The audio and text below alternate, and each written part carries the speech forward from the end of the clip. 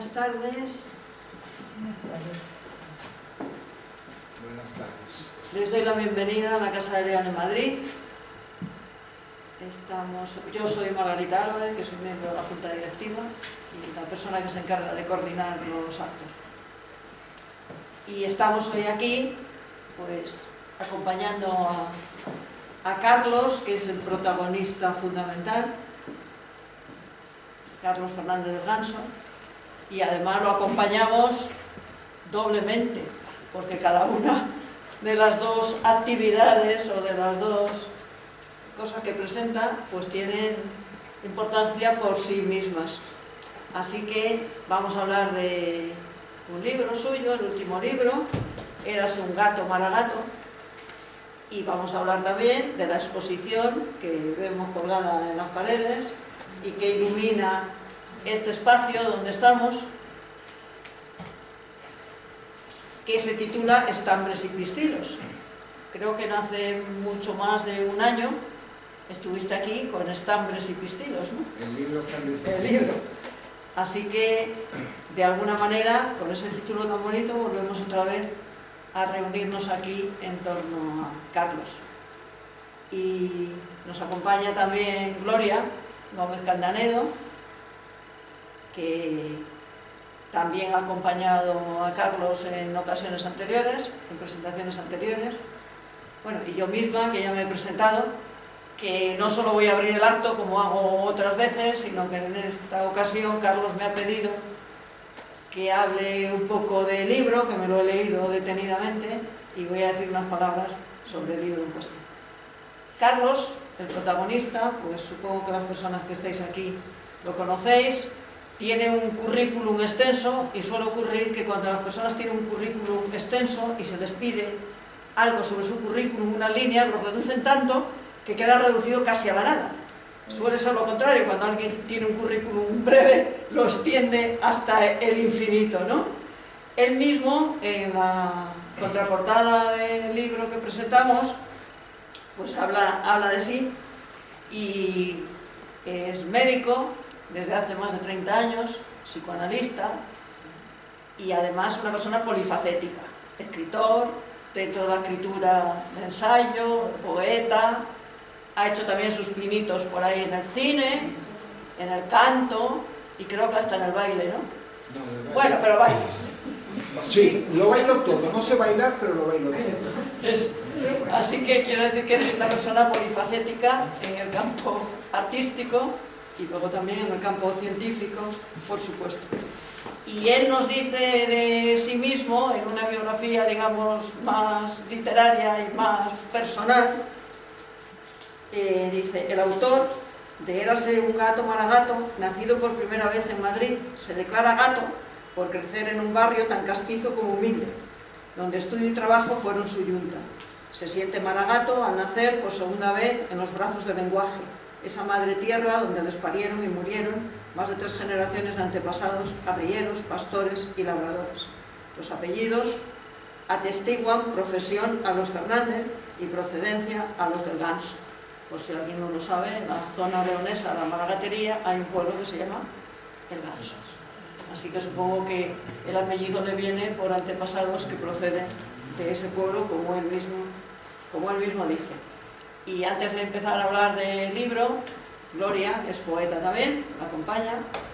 Ambos pertenecen al grupo Cero, Poesía y Psicoanálisis, ¿no?, de Alcalá de Henares. Tenemos la escuela, somos casi vecinos, a 3 paralelas a la calle del Pez, está la calle de la Estrella, donde tenemos la escuela.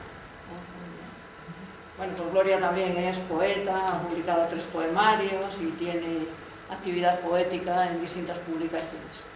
Así que, dicho todo esto, pues vamos a decir algo de este Érase una vez un gato Maragato, que evidentemente no suena a cuento, porque esa fórmula érase o érase que se era la forma tradicional como comenzaban los cuentos que han corrido siglos, se han transmitido por tradición oral. Y León, para las personas que no lo sepan, si no sois de León, los que estéis aquí en este momento, pues es una provincia muy de cuento y de leyenda que se ha transmitido en las famosas noches del filandón, en los inviernos, después de cenar. Había realmente dos tipos de reuniones, una que era antes de cenar, que se llamaba el calecho, mientras se esperaba a cenar, y otra posterior, que era la que se alargaba más, y era la que tenía más enjundia, que era el filandón, palabra que ahora se está extendiendo por ahí como una actividad cultural con ese nombre, que es un nombre leonés. Bueno, pues decía que evidentemente en el título está jugando con lo de gato y maragato. Yo que soy lingüista, los lingüistas decimos que esto que hace él aquí es una paronomasia, juega con dos palabras que tienen un parecido fonético notable. Y además tienen la curiosidad las dos de que parece que gato y maragato están emparentados, y puede ser que estén un poco emparentados, porque según la leyenda, gatos se llama a los madrileños, aunque dicen que solo son los de 3 generaciones, así que yo por ejemplo no lo sería, no sé si tú. Yo soy más maragato, 4 generaciones que gato. Pues eso. Entonces, pero tiene que ver mucho eso de gato con león, porque según la leyenda fue el rey Alfonso VI, rey de León, cuando iba hacia Toledo, tratando de conquistar Toledo, que era realmente su finalidad, pasó por Madrid. Madrid era una ciudad musulmana, Mayerit o Mairí, y estaba amurallada, todavía se conserva algo de la muralla por detrás del Palacio Real, de la Almudena, mejor dicho. Y uno de sus soldados decidió que había que entrar en aquella ciudad musulmana y escaló una muralla, la muralla árabe. Y las personas que lo contemplaron dijeron, bueno, como un gato. Y parece que incluso luego su familia adquirió como apellido ese apellido, Gato, que según algunos luego estaba emparentado con Álvarez Gato, que fue secretario de Isabel la Católica, que es el que da nombre al Callejón del Gato famoso, que tiene que ver con Valle Inclán. Bueno, toda esa historia. Pero es que maragato, los maragatos, no se sabe muy bien de dónde procede la palabra, pero probablemente proceda de mericator, una palabra latina, que significaba ya en latín mercader, y que tenía que ver con Mercurio, que era el dios que tenía que ver con el mercado, con la economía. Aunque hay otras historias en las que no me voy a parar. Algunos dicen también que tiene que ver con el rey leonés asturiano, Mauregato, y una muy bonita, que es la menos probable, la tipología menos probable, pero que dice que maragato tenía que ver con mar que llegaba a los gatos, porque los arrieros de maragatos iban a Galicia o Asturias a coger el pescado y a traerlo a Madrid. Es la etimología menos probable, pero a mí me gusta decírtelo porque ya que juegas con gato y maragato... Cogían el pescado, lo salaban, fueron los primeros que echaron sal porque se mantenía fresco más tiempo, y dicen que hasta donde sus espaldas le dieron, ¿no?, llegaron y se asentaron allí, en la maragatería. Y ahora no, pero en los años 40, 50, 80, 90, la mayor parte de los pescaderos de Madrid, entre los cuales se encontraba mi padre, la mayor parte de los pescaderos eran maragatos. Maragato es la zona que tiene capitalidad en Astorga, aunque realmente Astorga, por lo visto, no es maragatería, pero bueno, pero es la ciudad más importante de esa zona. Bueno, pues ¿qué hay de real y ficticio en estos relatos? Yo realmente no lo sé, espero que Carlos luego nos lo explique. Son 50 relatos, muy diversos, pero que luego tienen muchos aspectos comunes, porque tienen elementos que pueden ser tomados de la realidad, tienen elementos ficticios, legendarios, y algunos que podrían ser hasta mitológicos, creo, ¿no?, porque estarían cerca de la mitología. Luego tú nos explicas pues, el sentido, que lo sabes evidentemente mucho mejor que yo. Son relatos breves, 3 páginas, 4 creo, el que más. Por tanto, se pueden leer con gusto, porque se puede coger el libro y dejarlo cuando uno quiera. Hay libros con los que no se puede hacer eso, incluso leerlos sin orden determinado. Yo soy de esas que a veces miro los títulos y empiezo por los títulos más sugerentes y luego sigo con otros. Así que son relatos, decía, que tienen como protagonistas a personajes muy variados. Ahí tenemos desde médicos, hay varios, alpinistas, profesores, periodistas, serenos, jueces, comisarios, empleados de banca, futbolistas, jubilados, y seguro que me dejo unos cuantos más por el camino. O gente que no tiene un nombre propio, específico, pero que ejerce también una labor determinada. Abogados, archiveros, bibliotecarios... Podríamos seguir. O sea, hay una variedad enorme de paisanaje dentro del libro. Me ha llamado la atención que los protagonistas son hombres, casi todos, solo 2 o 3 mujeres, y mujeres que no tienen nombre. Una es la abuela de no sé quién, otra que se llama Toña. Hay algunas que no tienen nombre, como hay algunos hombres, personajes masculinos que no tienen nombre, y hay otras que sí, que tienen un nombre.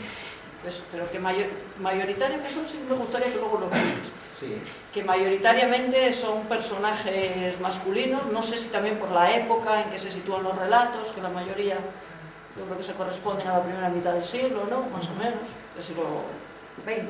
Cuando nací, la primera mitad del siglo XX nací. Sí, más o menos. Entonces, me ha llamado también la atención de esos personajes, de esos hombres, que tienen nombres que son nombres un poco, yo qué sé, ampulosos. A lo mejor es una apreciación errónea y es simplemente porque en aquella época en que se sitúa la historia, los personajes se llamaban así.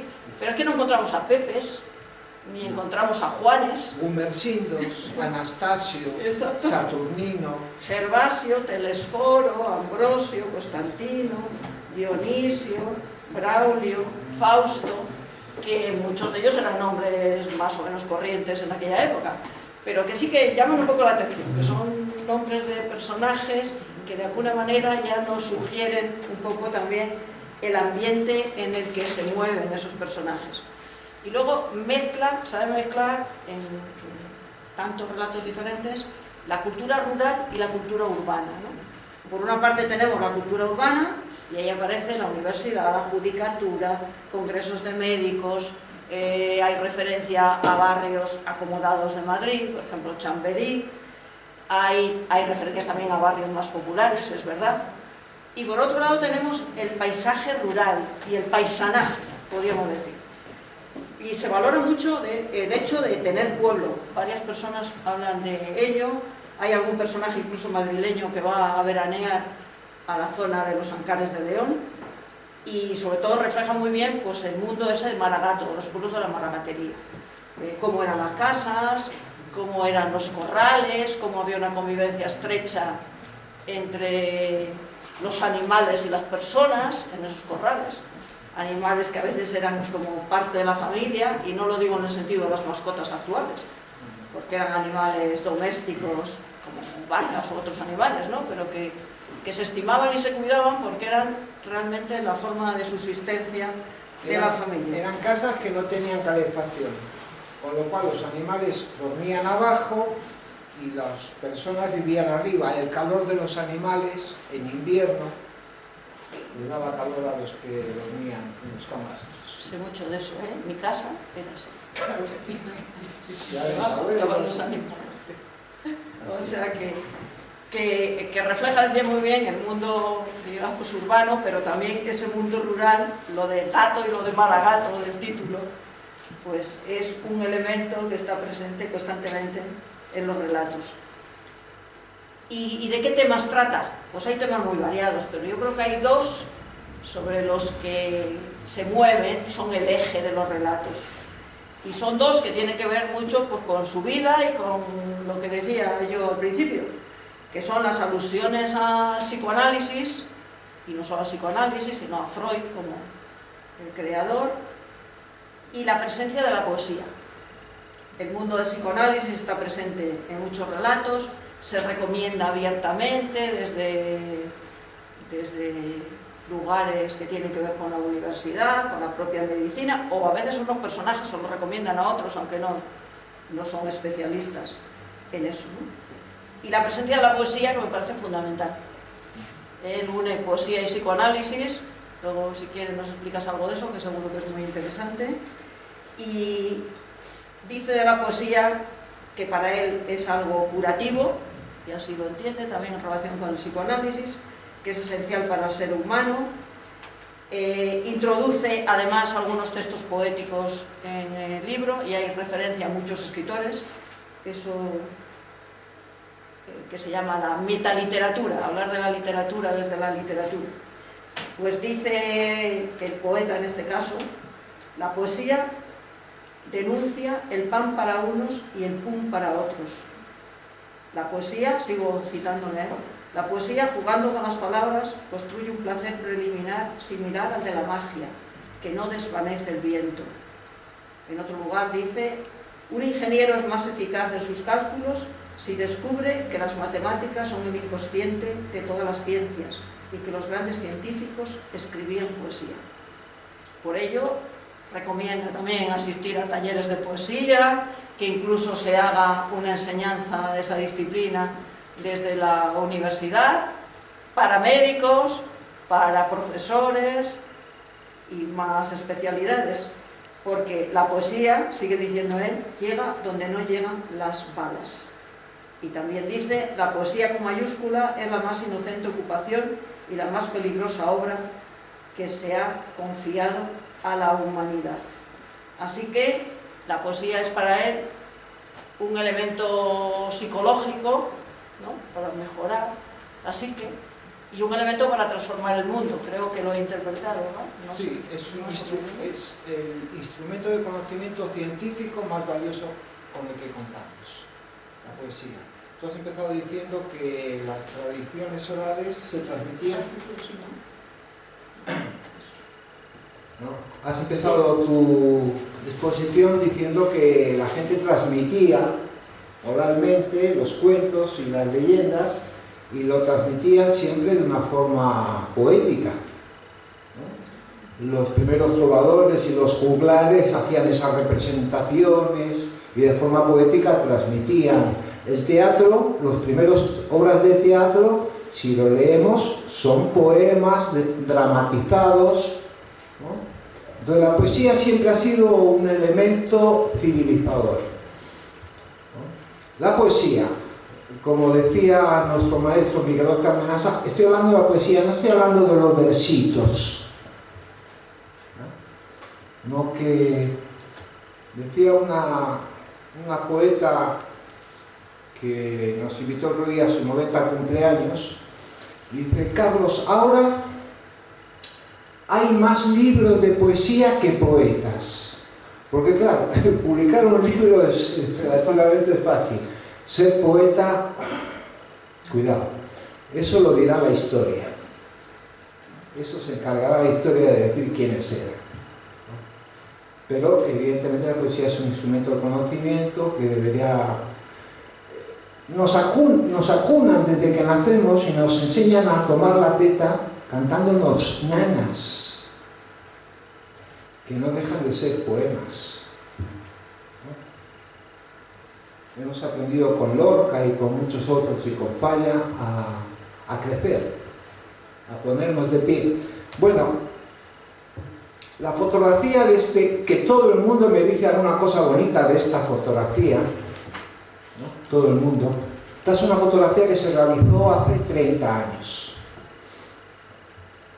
Es decir, hay un adulto que tiene 37 años y un niño que tiene 4 años. El niño no sabe leer.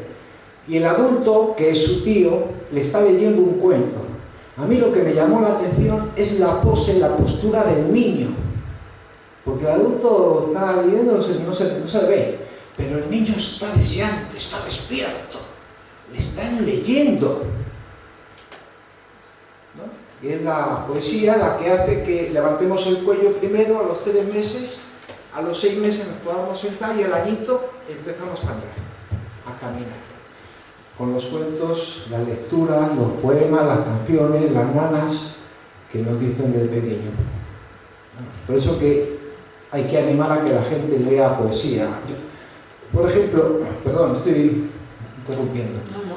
Examen de selectividad. Los chavales se ponen muy nerviosos y quieren estudiar hasta el último minuto antes de entrar al examen. Yo digo, no, el día anterior no, date un paseo, ves una película, te lees 4 o 5 poemas ¿Y para qué? Si no me va a caer en el examen los poemas. Digo, porque te ayuda a capitalizar el trabajo realizado.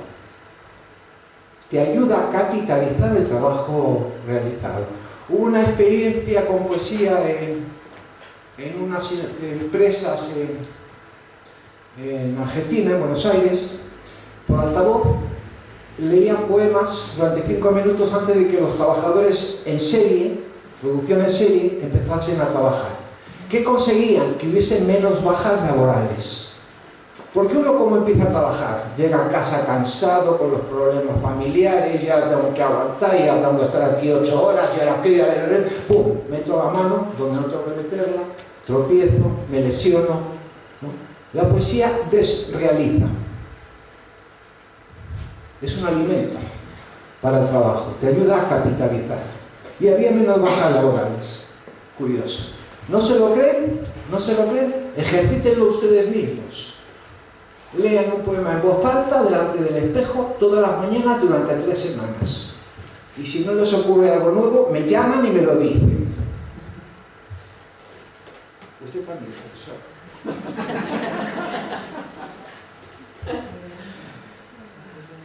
Bueno, yo, perdona que meta una cuña que no tiene que ver con esto. Yo he sido profesora de lengua y literatura 41 años. Por eso lo digo. Con adolescentes. Por eso lo digo. Y trabajaba mucho la poesía con ellos. O sea, empezábamos todas las clases, todos los días, leyendo un poema. Lo leían ellos. Cada uno elegía el que quería. No tenía que ser de nadie especialmente conocido. El único requisito era que les gustara y les dijera algo. Y pudieran decir en 30 segundos qué les había aportado el texto. Si no lo entendía, no se aceptaba. Vamos, no lo entendía emocionalmente, me refiero, ¿no? Y de allí nacieron muchos poetas, pero es que además preparábamos un recital muy grande cada final de curso, en que intervenían mínimo 50, entre 50 y 70, que son muchísimos. Y a los chicos, sobre todo, estoy hablando de hombres, les daba mucha vergüenza al principio de recitar. Y luego, de aquellos recitales salió mucha gente que perdió la timidez y que me lo han agradecido luego años después cuando los he encontrado. Gracias a ti me puse delante de un micro, gracias a ti. Perdona que diga esto, no. Pero que hablando del valor un poco terapéutico y el valor formativo. Yo vine aquí a un recital y había un alumno de Margarita que 30 años después la había localizado y vino aquí. Bueno, le costó muchísimo agradecer. Yo he sido alumno suyo y le agradezco. ¿Te acuerdas? El próximo viernes viene uno de hace 40 años. De hace 40 años. Bueno, esto es muy interesante. Todos nosotros tenemos algún profesor cuyo nombre seguimos recordando. Que nos ha marcado. Todos. Todos tenemos algún profesor que no nos dijo ni fu ni fa. Pero todos tenemos a alguien que nos ayudó. Y aquí tienen... Esto es una máquina. Margarita es una máquina. No. Es una mujer. Bueno, una mujer que lee, eso sí. Eso sí, que lee. Que escribe, ¿no? Bueno, lo que iba decía que los relatos son, algunos son más históricos, otros son más poéticos. Y hablando de esto de la magia de la poesía, hay un relato que se titula La isla de los milagros, donde un personaje llega a una isla, un lugar desierto, y allí con su poesía va, como se dice de la música, que la música encanta a las fieras, ¿no? Sí. Pues él vive una circunstancia parecida, ¿no? Con la naturaleza, Ismael derrumbó con su inmensa fortaleza las rejas del ayer, ofreciéndoles libertad a unas personas que se encontró allí en una cueva. Dice, nada sucedió, balbuceaba en un lenguaje primitivo que él conocía por sus lecturas. Decidió sentarse a unos metros de la cueva y declamó poemas. Se hizo entre el rumor de aquellos seres el silencio de las grandes ocasiones y al final de cada poema los más intrépidos se sentaban a su alrededor, otros le acompañaron y algunos huyeron a la belleza del mar. Es un poco eso de encantar la naturaleza. Bueno, yo no me quiero enrollar más porque quiero que hable él y que hable Gloria, pero me ha llamado la atención también que utilizas mucho la ironía, el humor por supuesto, pero también la ironía en muchos de los relatos. Y a veces con esa ironía y con ese humor tratas otros temas, aparte de la poesía y del psicoanálisis, que van desde la crítica política hablas de la política, de cómo nos censuran a veces la libertad sin que nos demos cuenta de ello, hablas de la banca, de la atención o mala atención de la banca a veces a sus clientes, los llamas bancos de cemento, hablas del machismo y utilizas la ironía para contarnos la historia de un personaje que me parece que era un hijo o algo así, sí, que decía que el padre al hijo que él no era machista de ninguna manera, y mientras se lo decía, pues decía la puta que te parió, qué coñazo, y al final se da cuenta o le hace darse cuenta de que eso es machismo, absolutamente. Hace referencias también al trato de la homosexualidad, hablando de personajes que aparecen como Lorca, Miguel de Molina y otro que no es tan conocido en relación con ese tema, que es Primo de Rivera, curioso. Hace referencias al problema de la inmigración, de esa primera parte del siglo XX, tanto a América, sobre todo los que somos de León y del norte de España, la inmigración a América fue intensísima, y la inmigración a Madrid. Luego va a ver Gloria lo del Sereno, me parece, ¿no? Esos personajes que venían de Asturias o de León, de la montaña, y buscaban en Madrid pues, la manera de subsistir. Hay muchas valoraciones filosóficas y morales sobre cualquier tema, cualquier pretexto, hasta esperar los últimos minutos de una clase, me parece que era, o para salir al recreo o algo así, sí, le permite a un profesor disertar sobre la vida y la muerte, ¿no? Y el más allá. Habla de la sinrazón de las guerras, es decir, que hay muchos temas sociales contemplados en los distintos relatos. Y en eso de la ironía y el humor, pues del relato primero que habla de un supuesto congreso de médicos, donde la reunión va a consistir en contarse chistes de médicos, ¿no? Originales, que es curioso también.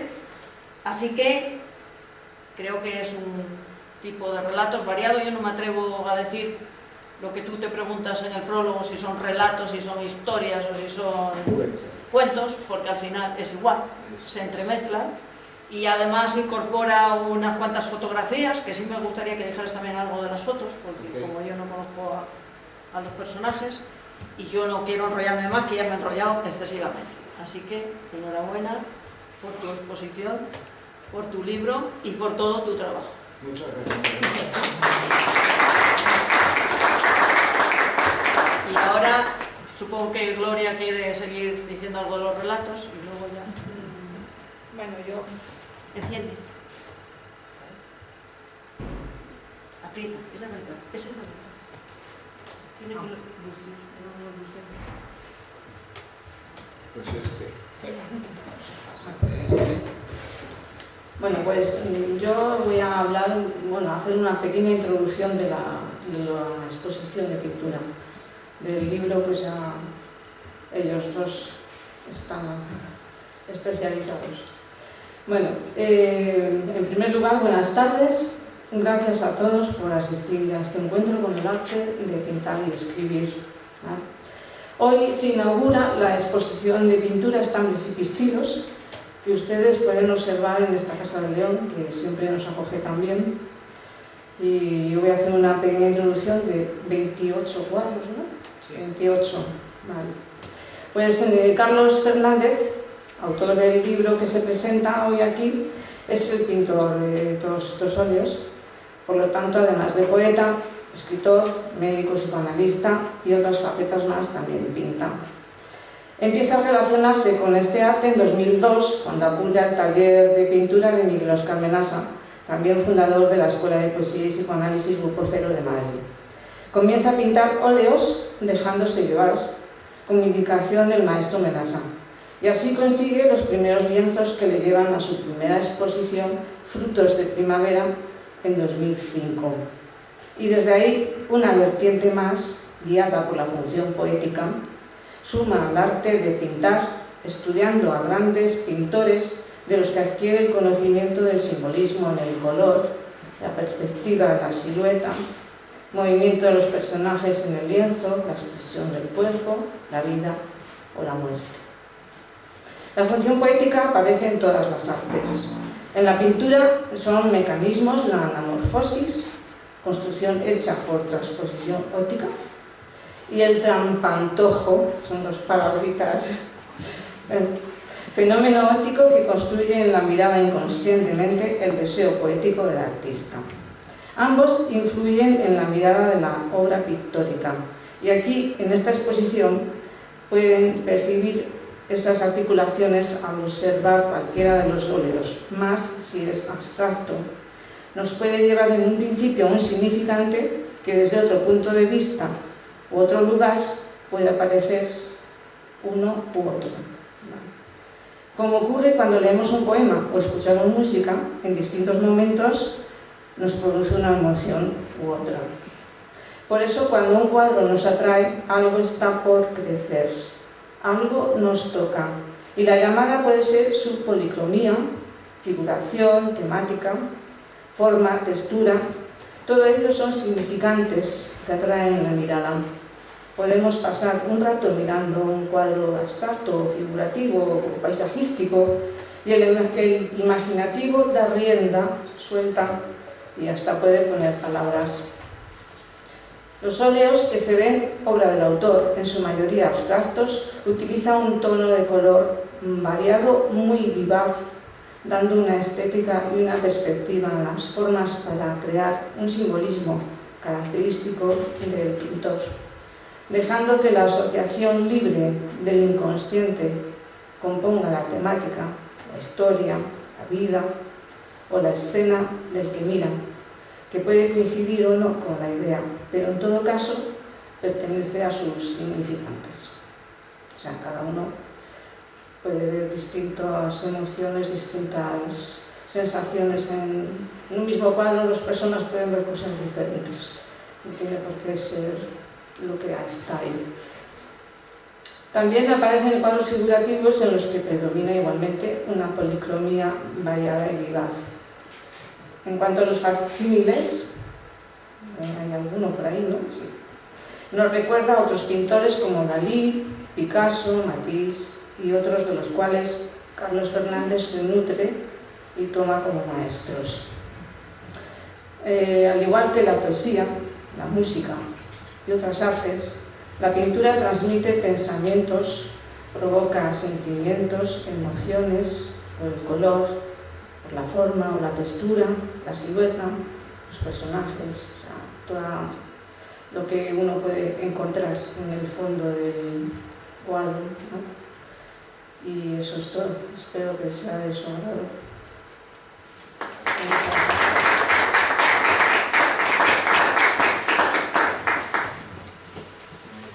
Y ahora que nos habla el autor, todo lo que quiera del libro, de la pintura. Lo primero, gracias a los que han venido a la Casa de León, que siempre nos abre sus puertas, a los compañeros que hoy me acompañan de la escuela, muchísimas gracias por venir, amigos, familiares. Estoy un poco nervioso y muy emocionado, y eso es raro. Yo tengo una experiencia, decía el periquito que cruzaba por la cuerda de donde colgaba la ropa a la vecina de enfrente a visitar a la periquita, y volvía. Y un día la doña de la periquita quitó la cuerda donde colgaba la ropa y puso un cable eléctrico. Y el periquito cruzaba y se tomó una descarga y dice, pero ¿será posible con la experiencia que yo tengo? Bueno, estoy como el periquito, estoy muy emocionado. Entonces, yo empecé a escribir relatos hace tiempo, años, pero no los publicaba ni en las redes sociales, los dejaba ahí en el ordenador. Y un día voy a ver qué tengo aquí en esta carpeta, y empiezan a aparecer cosas, y, este no me gusta, este está interesante, qué divertido es este, uy, este le podría retocar, este necesita trabajo. Bueno, empecé a juntar una serie de relatos, y 50. Dije, 50 relatos está bien. Había más, pero los que más me gustaron fueron estos. Y dije, pues, voy a publicar un libro de relatos. Además, la doctora Norma Amenaza, que hoy nos acompaña, la doctora Norma Amenaza, que ha publicado ya varios libros de cuentos, a la cual respeto y quiero mucho, aunque ella no lo sepa, desde hace años, cuando me ve siempre me tira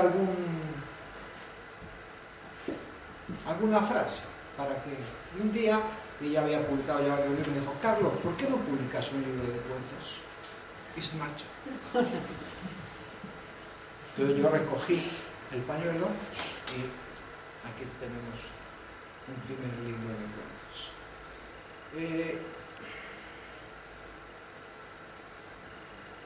Me sentía extraño contando cuentos. En todos los cuentos hay algún dato autobiográfico, en todos. Algo que me ocurrió, está deformado, está trabajado. Como decía Gloria en la presentación, esos dos mecanismos que tiene la pintura, ¿no? El pantojo, la anamorfosis, son como la metáfora y la metonimia en el lenguaje. Ejemplo, que a todos les ha pasado. Han ido a ver una película con un amigo y han salido de ver la película de cine si era una película. Una cosa es película y otra cosa es el cine. Una cosa es escribir y otra cosa es la poesía. Son cosas diferentes. Pero si es verdaderamente cine y sales, seguro, y vas acompañado, seguro que uno dice: ay, me ha gustado la película, me ha gustado la fotografía que tiene, los paisajes. Y otro dice: a mí lo que me encantó es la banda musical que tiene. Pero lo que se ha proyectado, teóricamente es lo mismo para todos, pero cada uno ve y escucha cosas diferentes. Bueno, eso tiene que ver lo mismo con la pintura. Miras un cuadro: este me gusta, y el que viene contigo en el museo pasa de largo, ¿no? Hay otro que le detiene. A mí me dice a mí me transmite. Eso tiene que ver siempre con operaciones del lenguaje. Operaciones pictóricas, operaciones cinematográficas, ¿no? Pero son todo funciones poéticas. Entonces, aparece algo, yo tomo algún dato autobiográfico. El primer relato, que es un congreso internacional de chistes médicos. Tengo un primo gallego que toda la semana me manda un chiste. Y yo le contesto con una frase poética. Y él me manda un chiste y yo le contesto con una frase poética. Y así estamos conversando desde hace años. Y entonces le digo: pero no deje de mandarme chistes porque voy a hacer un congreso con chistes médicos. Y entonces chistes médicos. Este es el dato biográfico verdadero, que no aparece en nada. Pero yo tomo un dato de la realidad, materia prima, la trabajo con la lectura de otros. Yo aconsejo, si vas a leer, si quieres escribir poesía, aconsejo que leas poetas. También teatro, ensayo, lo que tú quieras, pero lee poetas si quieres corregir un libro de poesía. Y si quieres escribir relatos, cógete, que hay grandes cuentistas y te nutres, te trabajas y después vas tú a corregirlos, ¿no? Entonces, todos tienen un dato autobiográfico, todos los personajes, me llama la atención lo que destacó Margarita, porque es como si todos los personajes tuviesen algo en común. Se llamen Gumersindo o Anastasio. ¿Y Anastasio quién era? Anastasio era un compañero que yo tenía en el colegio, con el que todo el mundo se metía. Y yo era amigo de Anastasio. Entonces tomo ese dato de la realidad y trabajo una cuestión. Si Anastasio estuviera aquí en el aula y lee el relato, dice: ¿que eso tiene que ver conmigo? No, está transformado, ¿no? El doctor Menaza nos ponía un ejemplo. Cojo tablones de madera de un pino y hago una mesa. La mesa no se parece al árbol. Los tablones de madera es materia prima que trabajada con ciertos instrumentos, el serrucho, hago una mesa. El efecto no se parece a la materia prima. Lo que aparece relatado nada tiene que ver con datos autobiográficos, pero en todos los relatos hay algún dato autobiográfico. Y todos ellos están trabajados por la poesía, por la medicina y por el psicoanálisis. Todos los personajes, la mayor parte de los personajes son hombres. Tengo un defecto. Me gustan las mujeres. Tengo un defecto, lo reconozco. Sí, la mayoría de los personajes son hombres. También hay mujeres, y mujeres con nombre. Les recomiendo que lean en sus casas esta noche a escondidas el relato de Amparo, que se jubila después de 50 años. Buenas tardes, ¿no? Que son los jubilados secretos de España. Les recomiendo que se lean esta noche ese cuento, los jubilados secretos de España, que Margarita ha traído también una frase de él. Y bueno, lo mando a imprenta, y una vez que lo mando a imprenta me aparece de imprenta media página en blanco, porque se acaba el relato, media página en blanco, y el siguiente, yo digo, qué lástima dejar tantas páginas en blanco. Y si pongo algunas fotos, entonces empecé a poner fotos. ¿Y fotos de qué? Pues fotos de familiares, fotos de amigos, fotos de lugares, fotos de objetos, fotos entrañables, ¿no? Gente querida. Algunos de ellos están aquí, ni lo sabían, que estaban en el libro, luego se encontrarán y lo verán. Bueno, entonces, en un lugar, y ya con esto dejamos y le dejo para que... Yo ya no quería leer un relato, ¿no? Y Margarita también. Sí, lees. Bueno, luego vamos a leer un par de relatos, y si quieren hacer preguntas, por favor, aprovechen. Una curiosidad de los personajes, porque antes hablábamos de esos personajes, Ambrosio y todos esos, pero hay también nombres de personajes irónicos y humorísticos. Sí. Los mezclas también, porque hay una Esmeralda Verde, Sí.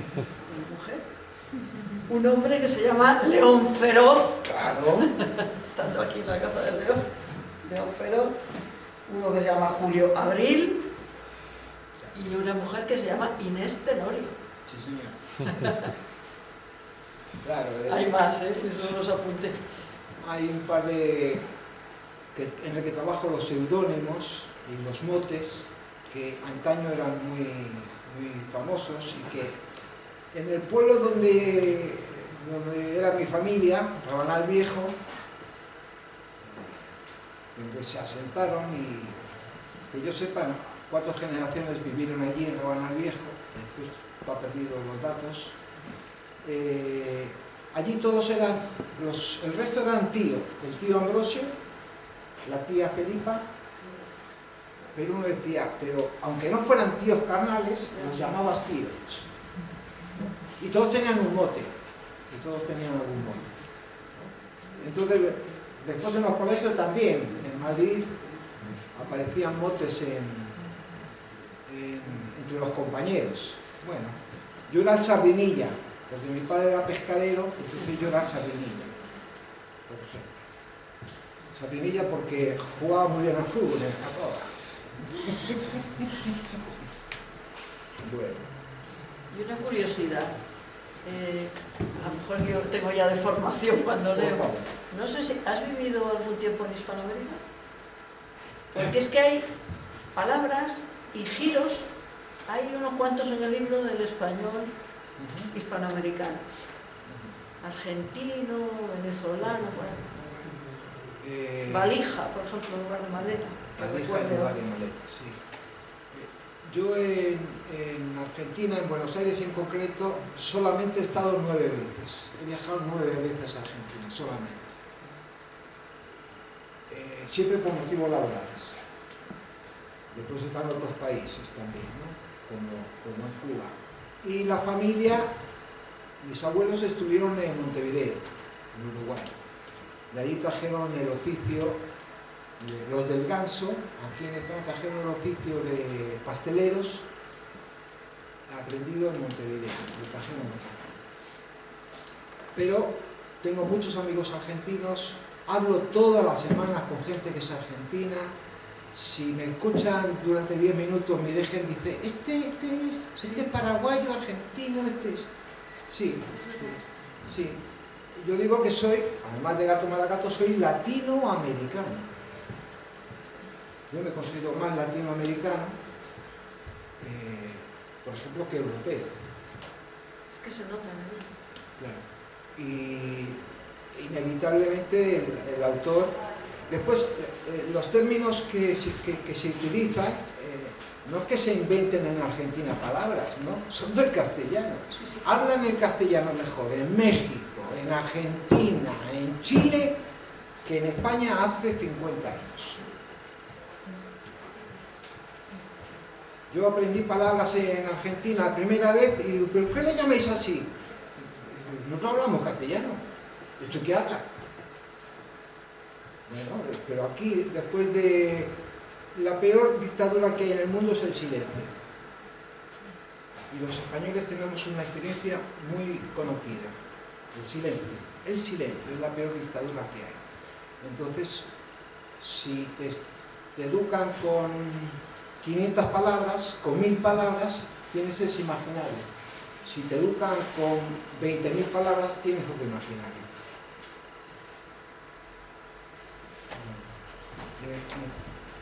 ¿Necesitan algo? No. Entonces, sí, aprendí muchas palabras y manejo. Valija, si usted mira en el diccionario, ven que es maleta también. Luego hay cosas que son muy divertidas. Yo la primera vez que llegué a Buenos Aires, la primera vez, voy a buscar la maleta y le pregunto a una azafata, oiga, ¿dónde puedo coger la maleta? Y se descojonaron, claro. Dijeron, la valija, lo de coger ya es otra cosa, pero las valijas pueden retirarlas ahí. Pero es algo que nosotros hacíamos cuando llegábamos a las tierras latinoamericanas. Cógeme a esa india, cógeme, sujétame, ¿no? Es una cosa que nosotros hemos... bien castellano las aficiones, ¿no? Afortunadamente, para los españoles ha existido México, habló el castellano, ¿no? Argentina, Chile, Perú, Bolivia, Cuba, ¿no? Grandes escritores nos han venido a nutrir aquí a España después de una época. España era la cuna, y especialmente Madrid, de las revistas de poesía y de literatura y de teatro en principios del siglo XX. Era la maravilla, París y Madrid. Después ambas, tanto París como Madrid, fueron bombardeadas. Y empezaron a hacer otra cosa, ¿no? Y desde hace unos años hemos vuelto a renacer de alguna manera. ¿Alguna pregunta más? ¿El público quiere hacer alguna pregunta? Estoy soltero, por si tienen alguna pregunta. ¿Número de teléfono?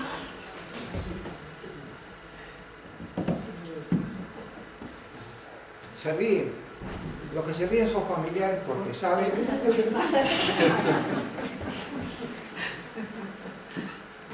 ¿Nos lees un...? Sí. Después, si hay alguien del público que quiera leer un relato, puede hacerlo.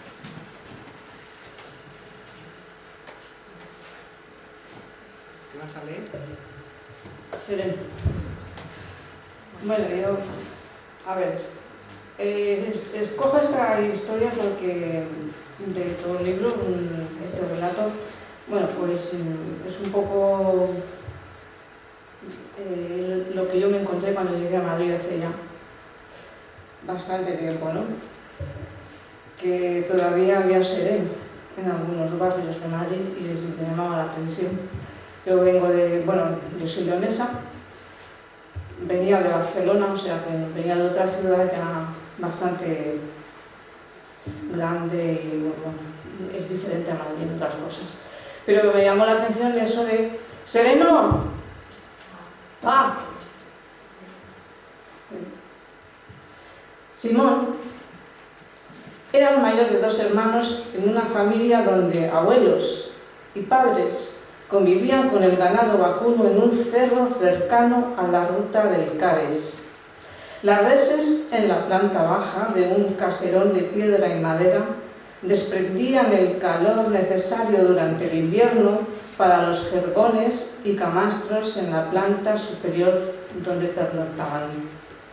Nacido en una aldea asturianesa, sin lindes marcados ni escuela, gustaba tocar la armónica guiando el rebaño hacia los verdes pastos del valle. No precisaba nada más. Una carta del primo Santiago desde Madrid proponía al padre de familia enviar al mayor de los hijos para trabajar en la capital de Sereno. Era un buen oficio entre los asturianos. Unos traían a otros y así llegó Simón con 16 años y su renguera de nacimiento por una malformación congénita en la cadera para aprender el empleo. Acompañaría en las rondas nocturnas a su primo y con el tiempo podría heredar el puesto de sereno en un barrio madrileño. El primo, que añoraba hacer las Américas, le relataba cuentos de Allende de los mares. Simón le escuchaba y soñaba. Los primeros meses se alojó en la misma pensión del primo, compartían habitación para abaratar el alquiler, 2 comidas al día y una ducha semanal estaban aseguradas, y cuando aprendiera las 4 reglas fundamentales, tendría habitación propia y empezaría a trabajar por el jornal diario después de a volar. A volar. Buscarte la vida, primo, buscarte la vida. A Simón le gustó más la noche y el orujo que aprender a leer y sumar. Pasaron los meses. Un barco zarpaba de Vigo con destino a Uruguay y Santiago le comunicó a Simón sus intenciones con una advertencia. No sabe sumar ni leer y es fundamental para trabajar de sereno conocer el nombre de las calles y el número de los portales. Después te conviene ejercitar la lectura y escribir alguna carta a tus padres para no ser carne de olvido o el engaño. Al día siguiente, el primo Santi le llevó al ayuntamiento para rellenar unos permisos y poder heredar el puesto de sereno en una humilde barriada. Antes de partir, el primo le dejó una cartilla de lectura y una enciclopedia de los hermanos Álvarez para que se instruyera. Nunca las abrió. Solo utilizaba un lapicero para poner una cruz sobre el almanaque, tachando los días que faltaban para la paga mensual.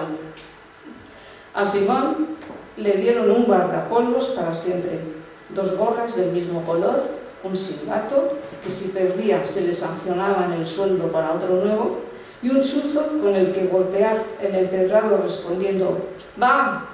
al llamado de «¡Sereno!». Le encontró gusto al oficio y recorría los arrabales del norte de la capital a donde fue destinado.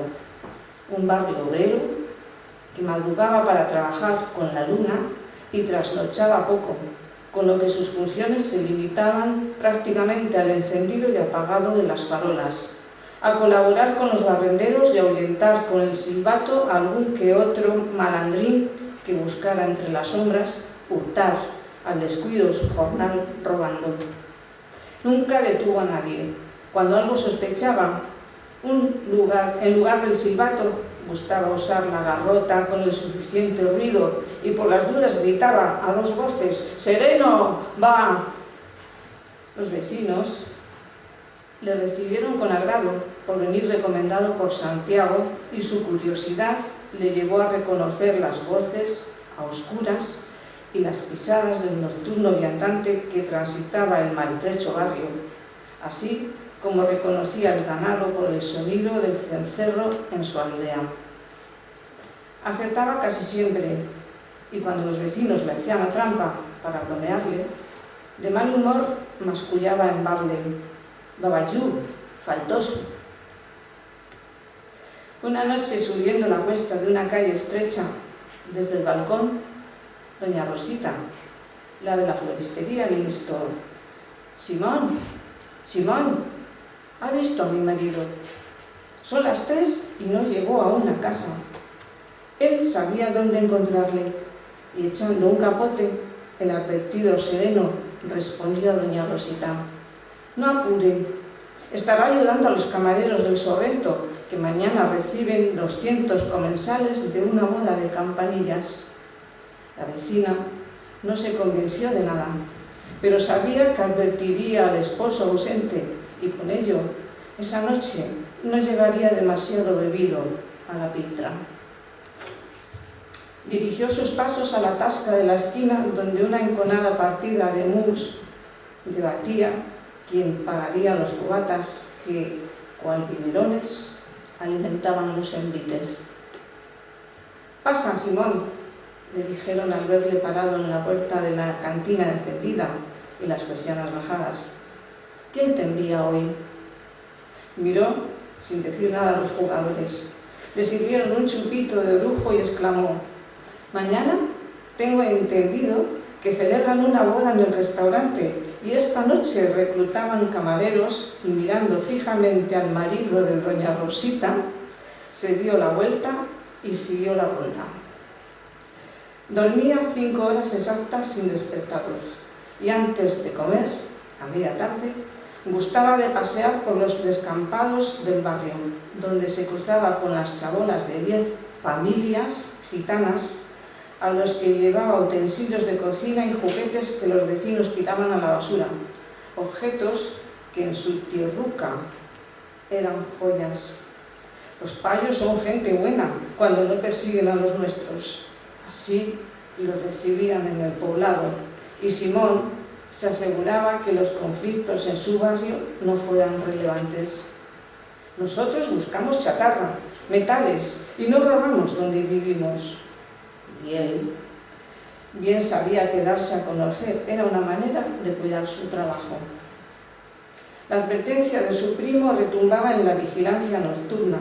Se aprendió los números de los portales de memoria, pero las cartas que recibía del pueblo se las llevaba para que se las leyera el kiosquero, el marido de doña Rosita. El manojo de llaves que prendía de su ancho cinturón marrón era una constelación que conocía la cerradura de cada portal con nombre femenino de estrella: Astra, Nova, Alcione, Vega, Maya, Adara, Cordelia. Y con la armónica que le regaló su padre, se acompañaba deambulando la soledad celeste de sus recuerdos. Al volver a la pensión, una carta encima de la mesilla le intrigó. La patrona le habría dejado ahí, la juntó con otras cartas recibidas aún sin abrir. Se recostó en la cama, fantaseó con la hija del boticario que se empeñaba en enseñarle a leer. Simón le daba calabazas. Un cólico le despertó de súbito. Pensó que tal vez la cena, pero a pesar que don Mauro, el boticario, le recomendase ayuno y descanso durante 24 horas, salió a trabajar como cada noche. Mas las molestias le hicieron resguardarse en el descansillo de un portal y se quedó dormido. Aquella noche soñó con su aldea y una moza a la que, después del baile en la última fiesta, prometió volver. Cuando acabó la jornada se dirigió al puesto de prensa de la plaza, entró dentro del cubículo en el que trabajaba el kiosquero y le pidió que le leyera la última misiva recibida. «La firma una mujer», dijo el marido de doña Rosita, y acostumbrado a las sorpresas de la tarea, primero leyó para él en voz baja. Simón se puso muy nervioso. «Lea en voz alta». «Hola, Simón. Después de esperar 3 años sin recibir carta tuya, te comunico que tu hermano Agustín me ha pedido matrimonio y he aceptado. Nos casamos en 5 meses. Ya te enviaremos la invitación, pero antes he querido escribirte yo. Con cariño, la que será tu cuñada Celeste».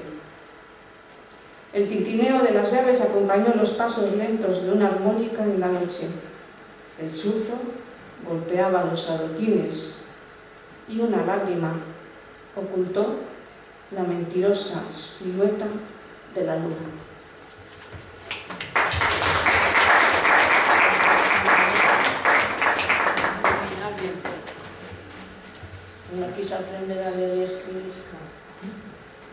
quedó sin móvil.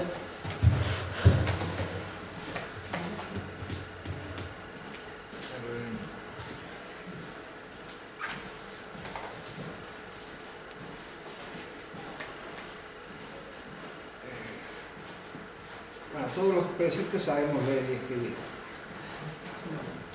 Más allá de que leamos más o menos, escribamos alguna carta o escribamos solamente a través del móvil. Pero hay 3 verbos que yo aprendí a partir de los 28 años. 3 verbos. Y los aprendí a leerlos en una carpetita amarilla que recibí del Colegio de Médicos de Madrid. El Colegio de Médicos de Madrid, a los últimos colegiados en el año 86, les envió una difusión de una escuela de psicoanálisis, la primera que se abría en España, y había un folleto con 8 páginas, y la leí y a mí me impactó. Me impactaron 3 verbos que proponía este folleto: hablar, leer y escribir. Primero hablar, después leer y después escribir.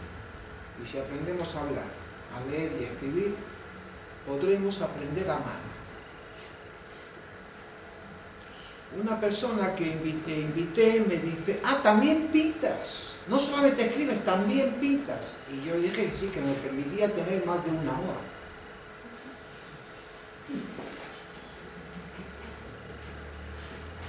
Que un hombre, una mujer, pueden amar a más de una persona. Y si solamente amas a una persona, todavía no estás conjugando el verbo amar. Estás todavía en brazos de una infancia. No estás conjugando el verbo amar. Por eso que en este relato, en este cuentecito, intento zarandear a todos aquellos que no hablan, que no leen y que no escriben. Ni una carta a tus padres. No lees, no has aprendido. Depende de que alguien te lea. Bueno, pues si no has aprendido a leer te van a engañar. Te van a engañar. Pero es que eres tú, carne del engaño. Eres tú el que vas al matadero libremente a que te cuelguen del pescuezo. No es el otro el que te cuelga del pescuezo, eres tú el que aprender a hablar, a leer y a escribir, eso es fundamental. Y a principios del siglo XX el analfabetismo total en España era enorme. A finales del siglo XX prácticamente todo el mundo en España sabía leer y escribir. Bueno, pues señores, llevamos 25 años del siglo XXI y ha aumentado el analfabetismo en España. Así como en los últimos 30 años de... Gracias por venir, compañeras. Así como en los últimos 30 años del siglo XX tuvimos una sanidad universal, gratuita, pública para todo el mundo, había turismo sanitario, gente venía a operarse aquí, turismo sanitario. Ahora no tenemos ni para calzas cuando viene una pandemia.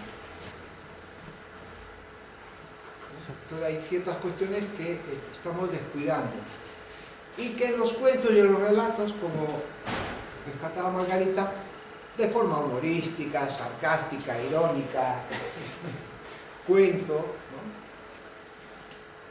y denuncio. Porque yo creo que fue la abuela la que se comió al lobo. Y no el lobo el que se comió a Caperucita.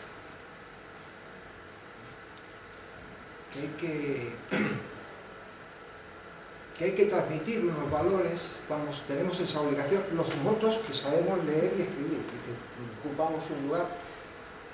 Ustedes miren esta mujer. Margarita yo la conocí hace unos 3 años, y lo primero que me llamó de ella, lo que me llamó la atención fue la humildad. No los conocimientos, la humildad. Estaba aquí en la mesa, trabajando, después nos sirvió los vinos, y estaba detrás del mostrador sirviendo los vinos. Y después la humildad. Ahora nos cuenta una historia que ella, antes de dar clases, leía poemas a los alumnos.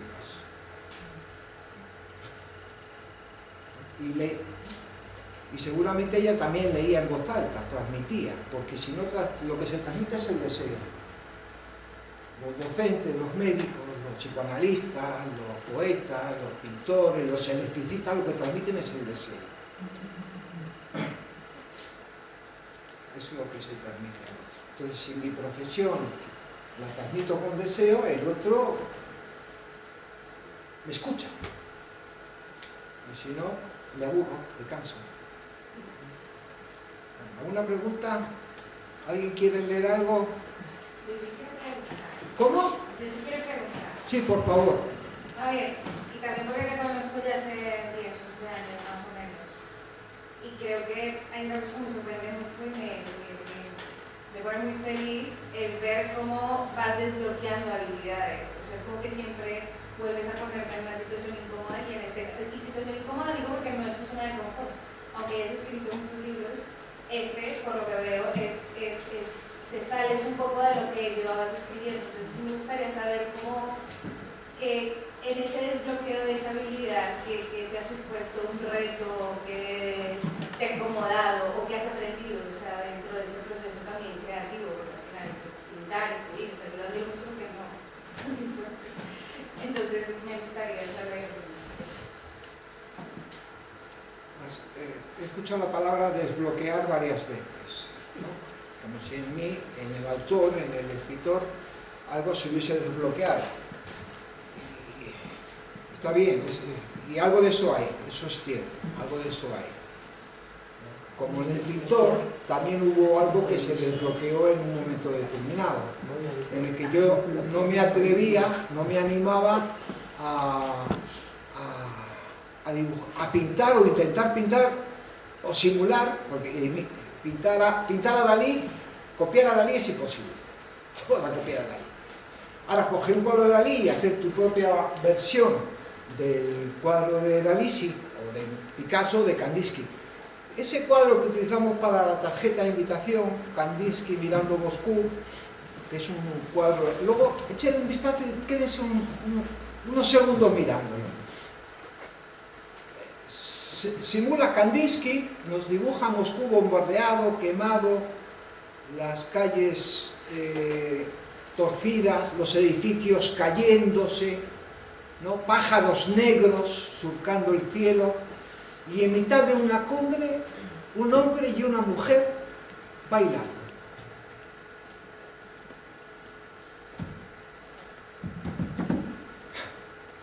Hermoso, muy hermoso.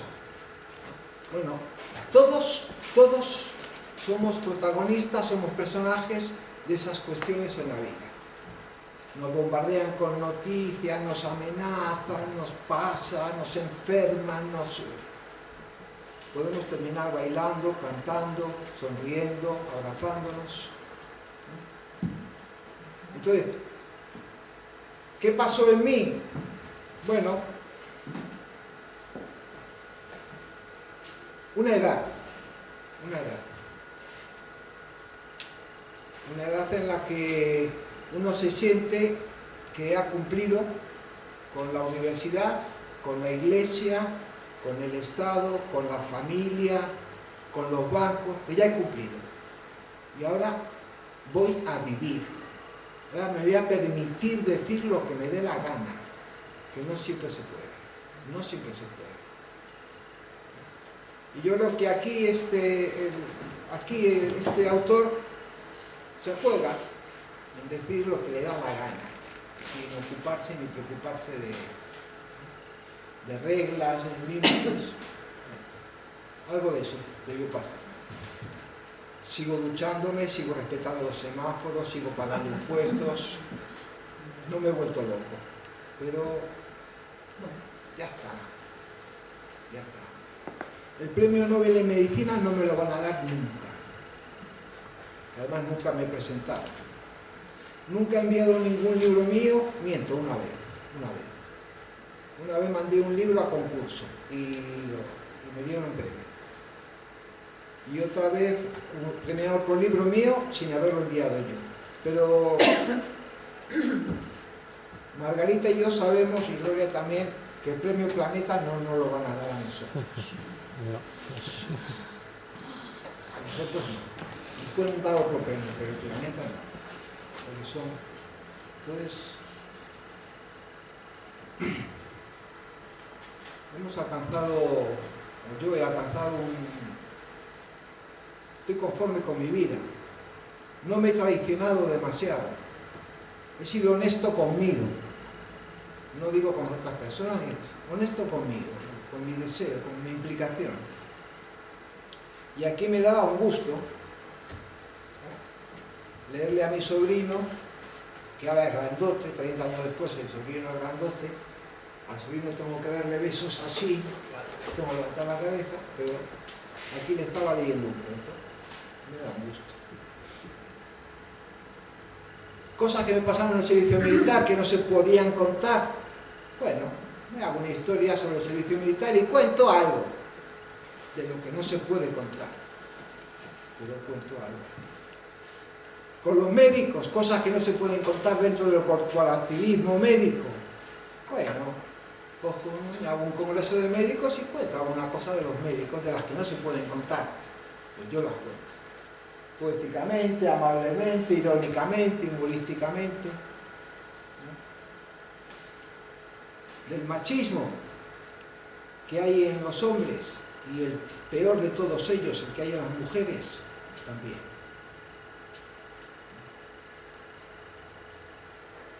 Del maltrato que hay en los ciudadanos por no cuidar la salud y la educación de nuestros ciudadanos, de nuestro pueblo, también. Somos un pueblo muy culto, muy trabajador, muy honesto. Digo el pueblo nuestro, que si me voy a otro país, también pueden meter, en cualquier lugar. Tenemos derecho a crecer, no necesitamos que nadie nos diga cómo tenemos que vivir. Los ciudadanos sabemos, no le pedimos a los políticos que cumplan sus promesas. No, les pedimos que cumplan la Constitución, no sus promesas, la Constitución.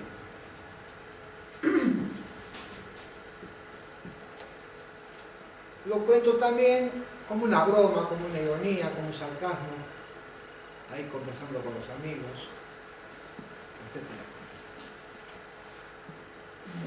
¿Tiene preparado un cuento para nosotros? No, completo no, pero al hilo de esto que lo estaba buscando, que has terminado hablando de los políticos, si quieres cerramos. Venga. Es el primer cuento, solo es ese que habla de un congreso de chistes médicos. Venga, y entre venga. todas las cosas que hablan de experiencias médicas, uno dice: recordó también aquellas guardias hospitalarias en contacto permanente con el dolor, la sangre, la angustia de los pacientes y de los propios médicos ante la ignorancia de no saber hasta después.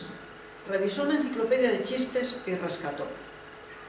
5 cirujanos discuten sobre quiénes son los mejores pacientes en el quirófano. El primero dijo: los mejores son los matemáticos, porque cuando acuden al quirófano, todo en ellos está formulado y dispuesto numéricamente. El segundo respondió: en mi criterio, los mejores son los electricistas, porque todos los órganos están codificados por colores y no hay posibilidad de equivocarse. El tercer cirujano: yo considero a los bibliotecarios como los mejores pacientes para operar, todo ordenado alfabéticamente y clasificado por temas, da gusto con ellos. El cuarto: lo mejor son los mecánicos, ya traen las piezas de repuesto que hay que ponerles y las herramientas necesarias para operarles. El quinto disiente con todos sus colegas y con sarcasmo afirma: los mejores son los políticos. No tienen corazón ni estómago y además en ellos el cerebro y el culo son perfectamente intercambiables.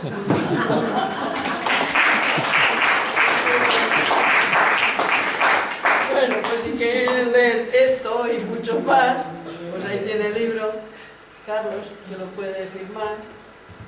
Muchas gracias, Margarita, por tu presentación.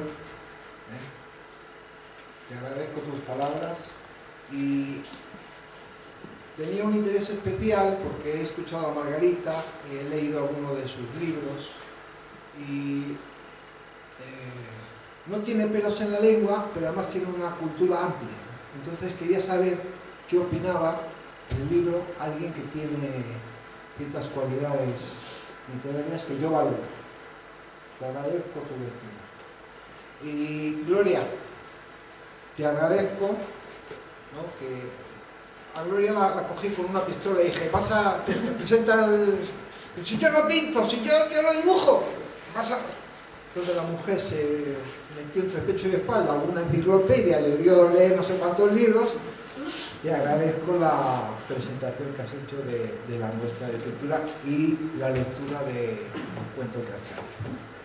Bueno, hay muchas personas que me han mandado mensajes porque no podían venir, pero que van a ver la grabación porque vamos a colgarla en YouTube. Un abrazo para todos. Y bueno, gracias por la asistencia. Si alguien desea una dedicatoria del libro, aquí tengo un bolígrafo. Gracias. Muy bien.